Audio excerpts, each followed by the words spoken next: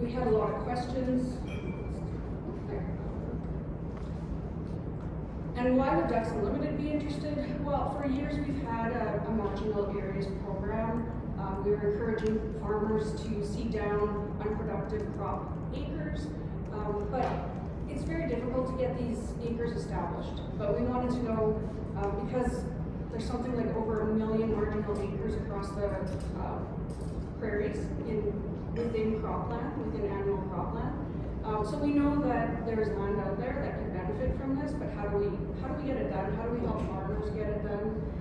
Kochia, wild oats, herbicide-resistant weeds are becoming a real prevalent issue. So we wanted to know, how can we just get these acres into perennial cover? And we thought that drones probably might solve some of the problems. So working with Sask Forage Council, Scott Wright advised us. Robert Johnson is a bison producer at Fairlight. He was very interested in this and knew the technology well because he had his own drone. So myself and Kylie McCrae with Ducks Unlimited put in the application November 2023. And we made the questions quite simple. We wanted to know basically the logistics of it. Like, does it actually work? Can it, you know, if you're using a 50-pound tub, can that drone actually fly? Will the batteries drain? Will the wind be an issue? Is it going to bridge? You know, seeding grass is always an issue with bridging. Does mix matter? Does the timing matter? We wanted to look at spring versus a dormant fall seeding. So those are the two timings we picked. For field prep, we did try to make sure that the sites were sprayed out with glyphosate or some sort of weed control prior to seeding. Even better if they were maybe blackened a bit. And we picked 3 locations. And remember, this was really year of, I mean, it feels like the drought has been around. Saskatoon area had like next to no rainfall that summer. So when we picked our locations, we looked at southeast Saskatchewan because in general, they were the ones receiving a bit of the precipitation. So we got approval, basically started the planning, found our sites, found our cooperating producers. The drones we were using were the T40s and T50s. Now they skipped all the generations and they've actually released a T100. So they absolutely doubled the capacity. It just goes to show you how fast the technology's been adopted. And I understand that in Canada we are, you know, behind a little bit. The rest of the world, T100s are quite common in other places, but have only been recently available in Canada. So for seeding, we flew at about 11 feet. It's pretty neat how it follows the topography of the land.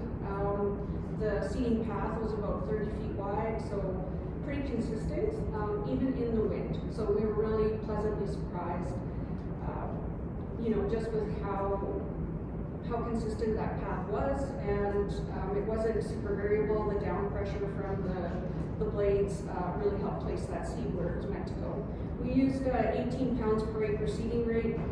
Some was a little bit lighter on the uplands, or where I felt that, you know, the soil was blackened, there was no salinity issues, that sort of thing, but we aimed for the 18 pounds. And we wanted everything to be harrowed after, or rolled, because we knew that incorporation was really important, and the seed soil contact would be really important to the germination and establishment. As far as seed blend, like I said, we kind of took the easy road and we went with what was known to establish in these areas and what the producers were comfortable using. So we went with a meadow brome hybrid. The alfalfa was a blend, so there was some saline tolerant and some upland. We did include AC Saltlander, tall fescue, and we threw in sandfoin. One of the sites had, I think words put trefoil and sicer added as well. So nothing fancy, just what we knew and were comfortable with that would grow in these areas. So for example, I just have like a series of pictures that kind of show what happened at the Touchwood Hills Conservation site. This was just right outside our Ducks Unlimited ranch. We had a producer who had some land nearby that was just perfect, and they allowed us to fool around on it. So we seeded a little bit later than we anticipated. We went June 28th, which was crazy late, but given the way the year was and the winds that spring were unreal, and just by the time we could get the contractor out, it received very little rain right after we seeded, but by the third week of July, lo and behold, it did germinate. You can see in the picture that on the hilltop there, it's actually in rows, and that's just evident from where we harrowed after. And I think it just goes to show how important that following practice of harrowing is. Down in the lower spots, it definitely was there, but so were the weeds coming in. Not surprising. I did mention that the area had received a burn off, but it was a very weedy spot to begin with, so not really any surprise. What was surprising was the lack of rain that summer. This area has generally receives significant rainfall when lots of other parts of the province don't, but Mother Nature held it back. By August, it was there, but it was really weedy and ugly, so the producer did mow it. He was fine with it. I was having a little bit of heart flutter when I looked at it, because if that was my own, I'm not so sure what our decision would have been. If you look at the plant counts, I mean, technically it was established. There was just a lot of bare ground and a lot of perennial thistle, Canada thistle in there. So, however, down at Fairlight, different scenario altogether. Robert was able to seed. He rolled it after. This was a kind of a hilly, or not hilly, rocky area. So he elected to roll, and wow, it came in like gangbusters, but he had a lot of moisture following seeding as well. He also was able to seed early in May, so took advantage of any early spring residual moisture too. So carry on, we prepared to seed the dormant seeding then that fall. We seeded November 8th at the Touchwood site. The sun was deceiving because it was really cold that day. It felt crazy seeding out there, but it had been a nice open fall. Lots of people were getting fall work done, so the area that we wanted to seed was, prepped really nice. The batteries didn't seem significantly affected in the cold weather too. That was a concern. As you know, when you try to use your cell phone outside in the cold, the batteries drain faster, and the same goes for the drone, but really it was a non-issue. So we did get the dormant seeding done. In the meantime, lots and lots of interest with this project. I was doing interviews and radio ads, and there was a few articles, lots of asks for presentations. How is it going? People just want to know, did it actually work? We had 3 different field tours stop in and see the site. So we did ask for an additional time for seeding. We wanted to know, we were so confident that the fall was going to work, the dormant seeding. We were really happy with the typical springtime. So we wanted to add an early time. We wanted to see, okay, what if we get in prior to the annual crops being sown? And one thing behind that was just to see if the farmer could incorporate so if we went in with a drone, broadcast it in an area, and they're going through on their seeding pass, could they incorporate it with their seed drone? So they wouldn't have to make a separate harrowing pass, and then it would get all the advantages of being really early. So what happened in May? This was taken at the end of May, that really weedy site. If you remember that smaller pictures of that August site, that was just unreal. So this is what it looked like this spring. So this is 1 year after seeding, basically. It looks pretty good. And it did continue to look well throughout the rest of the growing season. So following mowing, it took some of that ugly out and really let the alfalfa shine.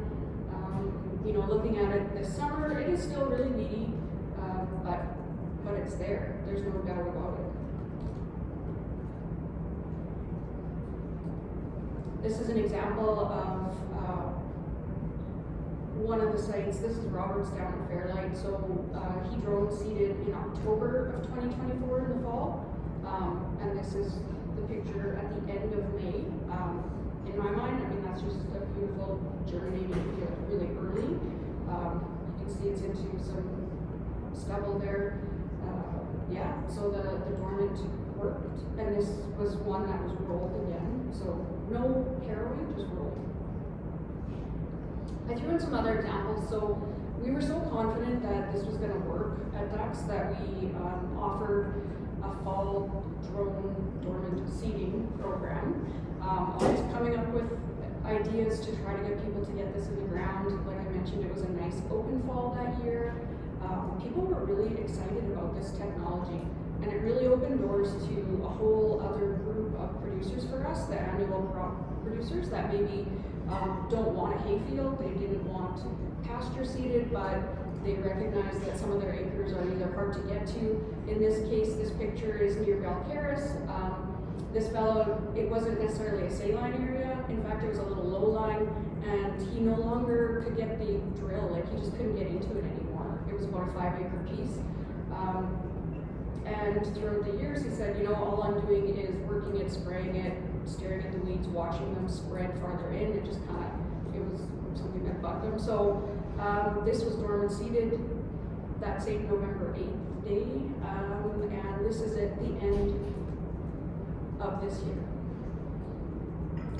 So a year later, basically, it's absolutely amazing. And in fact, he wanted to work it out. He phoned me and he's like, you know, Jodie, there is nothing there germinating. This was in May, and he said, I might just go in with the booms and spray it out. And, you know, I don't want the foxtail creeping farther in, and there were some kochia issues farther up, closer to the field. And I said, you know, yeah, but just try to be patient, and lo and behold, it's there. The alfalfa was there, the grass is coming in, there's a lot of competition, but as you can see, it's having no trouble this year anyway keeping up. And again, not a whole lot of precipitation received, so it'll be interesting to see. I feel that this one is definitely established, but we'll keep an eye on it. This is another example of one we did. Now this is like a really saline area at the edge of the field. Again, an annual cropper, has no cattle, has no interest in using it for hay or anything, just simply wants to control the spread of the kochia. You know, doesn't want to have to come out and doesn't like the thought of spraying it and putting inputs into it and not getting anything out of it. So in the white part, I mean, even the kochia is not taking off, but you can see the green coming off around that. And when you look in amongst the pigweed and wild oats and God only knows what else is in there, the kochia, there is some alfalfa coming. So we're going to keep an eye on it. I talked to him this fall, and he was actually okay with leaving it. I was afraid he was going to say, like, no, that's it. I gave it a chance, and it's going to be gone. But actually, he was okay. My suggestion is that maybe if we can get that, at least that ring of some perennial around the outside of that salty, really crusty area, maybe we can start to work our way in, see what happens. Our early seeding, so this was the before someone even seeded the annual crop. This was one that worked. So we had trouble getting sites. Nobody wanted to talk about seeding these areas down when they're preparing to seed their cash crops. It was just like they thought we were bananas. So such a difference from the fall before, when people had more time to think about it and probably had come out of the combine and thinking more about yields and going through those areas, either lifting up, going over them, where you don't want to pick that stuff up. So we did have trouble finding sites. Kylie found this one in the southeast, so seeded it. Last year it had been worked a couple times, so there was some weed control in there. Seeded at heavy harrow right after, rolled as well. And as of August, the grass is coming in. There's a lot of foxtail in this one, but this mix we also threw in some pollinator blend, so there's kind of that annual cover crop blend in there as well. But as you can see, there is stuff coming. Mostly, so far, our lessons and takeaways and our initial questions question of, you know, does the seed bridge, is it like just logistically possible to do this? Yes, it is. There was no issue of seed bridging whatsoever. The drone is so specific. It tells you when it's empty. I think it would tell you if it, you know, wasn't seeding out evenly or bridging or anything. It's pretty amazing. And we were confident in our rates because it measures it out exactly. The wind didn't impact the delivery as much as we thought. I think the wind was gusting up to 40 km when we seeded that day. And so because it's going at quite a low height, 11 feet, we did see a whole bunch of impact from that. Cover, the spread seemed even. It was really pretty smooth operation as long as you have a good generator and the extra batteries. Basically, it does about at the rate we were using with a 50-pound hopper, we could do 3 acres at a time. And so it would go out, do the 3 acres, we'd switch the battery. It wasn't quite dead, but it wouldn't have been worth letting it go back across the field and having to come back. So yeah, but really it was really slick. Simple change out, pour the seed in. It wasn't difficult to access the hopper or anything. Like I said, the early spring had more issues than we had anticipated. I'm not sure that I would follow up with that. I think we should be focusing on the dormant seeding. I think there's more work that we can do, just to prove that it works, I guess, and just to seed in some different moisture conditions. Definitely need the incorporation, and the prep helps for sure. Like I mentioned, there's like the 100 is on already. It's just crazy how fast and how many people have access to them or purchasing their own for their own operations. So I think definitely it'll be continued to be interest in this. I know interseeding or some of the cover crop seeding after germination of the other crop is happening, and it's useful for that. So, you know, lots of different applications for that. I'd like to see, I think it would be great for spraying fence lines. I'm still really interested in when we're able to do more of that. I think it would be a very handy tool for a producer, and also for spot spraying target weeds, like some of the noxious weeds. You know, if you see them, you can pinpoint them, GPS them, whatever, you know where they are. You can send the drone out and just spray the targeted area. I think that's going to be a real benefit. So,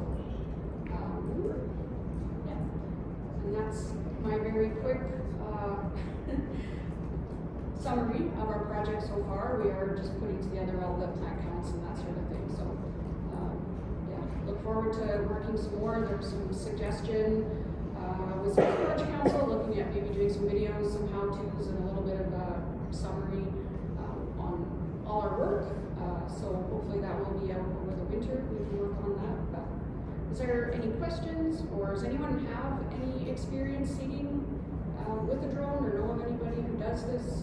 There seems to be more and more people that I'm meeting, but did you roll the garments and then you roll in fall or in the fall, right after. Yeah. Yes, great. I'm surprised how successful you were given like sod seeding stuff coming off the struggle. Other thing, maybe just question cost analysis, like cost of like seed establishment is, you know, traditional machinery. How about the cost of doing this like rental of drones or whatever else? Yeah, it doesn't look good when you're just looking at cost per acre because, well, I guess it depends. So the way we were paying our contractors, and there's a couple different ways, but we were paying mileage to the site and then $250 per hour that it took them in the site to seed. So up to 12 acres, I think was the biggest one that I worked on was an hour. Like it only took them an hour to do. So I mean, when you break that down, actually that's looking pretty good for cost. But yes, we'll compare it maybe to the more traditional machinery and see how the cost breaks out. I mean, the seed cost is the same, so yeah. And in my mind, I guess it's and I don't know, I'll have to talk to Kathy maybe or somebody who can help me with the economics of it, but how do you measure the economics of getting something done versus something that wouldn't have been done, right? That's kind of the way I look at it. Like, if this area would have, you know, that annual cropper would have never gone in and seeded those 5 acres. So how do you value that? Yes? I'm just curious about the alfalfa that you used. Did you use a small town variety, or did you use blend, or what was the variety? Yeah, we used the blend. I believe that one was the nutrient blend.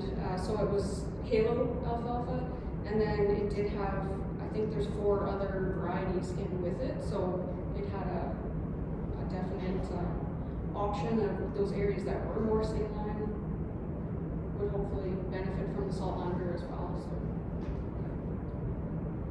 Something else you could start looking at, you know, suggested by the board was maybe looking at individual species, you know, seeing if maybe there are some things that would work better than others with this method. But I think we can look at broadcast seeding in general and what we know works for that, and I think it can be applied to this.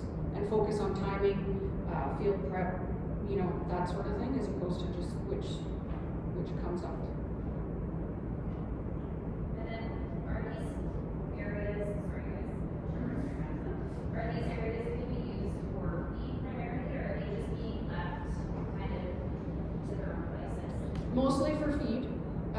Yep, the ones, so the site at the ranch, there's 24 acres altogether. I should mention our fall seeded one there. While it did establish, and I didn't have great pictures, and I have to look back, they must be on my phone or something, but it didn't get harrowed after. There was just a miscommunication between myself and the producer. It was November 8th, so it was late. He was under the impression that we did not seed it, but we did, and so he didn't go out and harrow it after. So actually we're seeing pretty decent establishment and germination, even not being harrowed. But yeah, that happens, I guess. Yes, Travis? Is there like a list of contractors to do the spraying or the seeding? I guess that would be the challenge for most forage grass guys in my region. They wouldn't have a clue to connect it. Yeah, most people don't have the hopper. Like even if they have the equipment, they don't have the grass or the drive hopper for the drone. With ducks, we do have a list. We're starting to keep a list, and that was one of the reasons that our program offers just coming in and doing it for you, providing the seed in turn for a 10-year agreement that you would keep that there. But yeah, we try to, anything that we have put down or that we use, we try to keep that in mind that it potentially could be feed, so that, you know, it's all livestock safe. I was interested to see what the pollinators did, because we do have a blend that we encourage people to use in their marginal areas, and so I didn't see any specifics at my site coming up. I was hoping you'd drive by and see a sunflower or something, you know, just to let you know that it worked. But really the alfalfa was, and the sandpine, and the grass will come, but I think patience with any forage seeding is very important. Yep. Seeding rates are very similar to like traditional way of seeding it, or is it a lot? Well, we kind of used a 20% increase rule of thumb, so if we're looking at 12 pounds an acre in these areas is what we would recommend normally. We kind of boosted it up to that 18. I think, you know, I wasn't sure, we were wondering if we should go dormant for 20% for the dormant, 20% extra for the broadcast. You know, how do you pile those all on? So I think we probably could have gone a higher rate. I should have mentioned too, that site, back a bit, the one that was seeded early spring, we did hit it back with bromoxynil. The producer wanted to catch some of the weed flush that came along. And it's funny because Kylie just told him, just look the other way when you drive by, because of course it's along a main road, so the weediness was really bugging him. And fair enough, it's if you're used to a monoculture, yeah, it takes a little bit of adjusting, for sure, but patience. Good. Yes? So do you collect any data on yield that might tell you that they will establish? Yeah, with this one, we were going with simple plant counts just to see is it established or not. We had talked about collecting yield, but really for this one, the questions were more just did it work? But that is certainly going forward, that could be something that could be done. The problem is that the sites were really variable, right?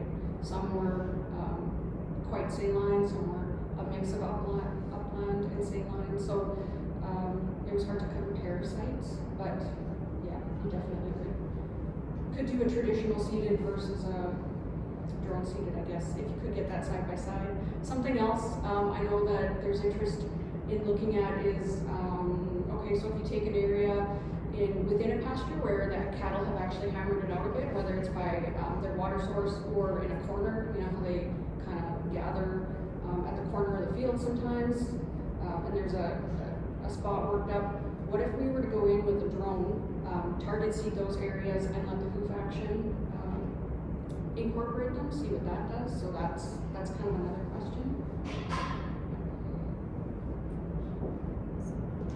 Any other questions? Good, thank you.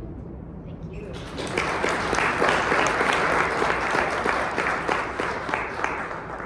Thanks for stepping in, Jodie. We were a little ahead of schedule, so now it's time for real coffee. I gave you 5 minutes before, now it's time for real coffee. So we'll have about 15 to 20 minutes of coffee, and then we'll round you back up for the next couple sessions. So there's fresh coffee at the back, and there should be snacks coming your way. Yeah.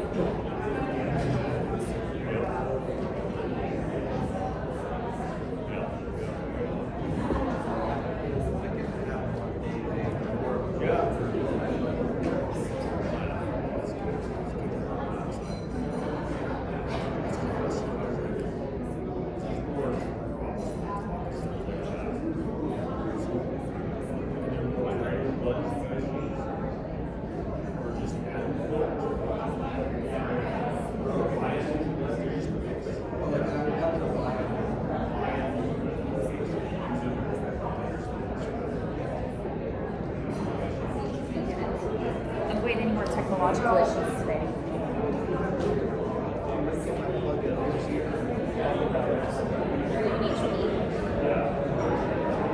Yeah, I think you should be.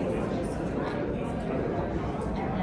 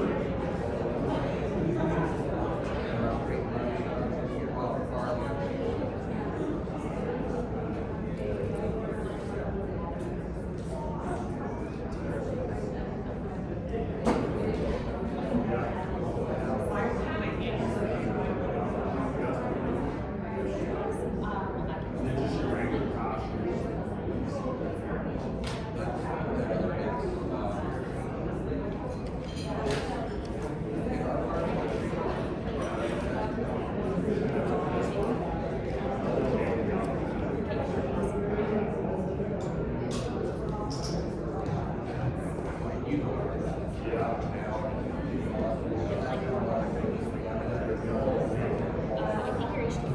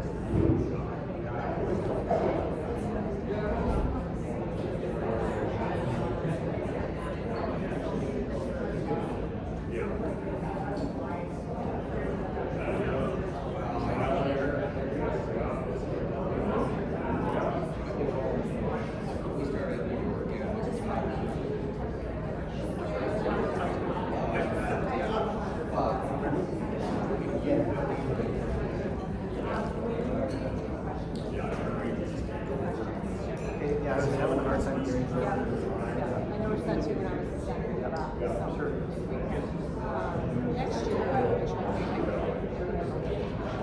Yeah, it's a Yeah, big room. or get a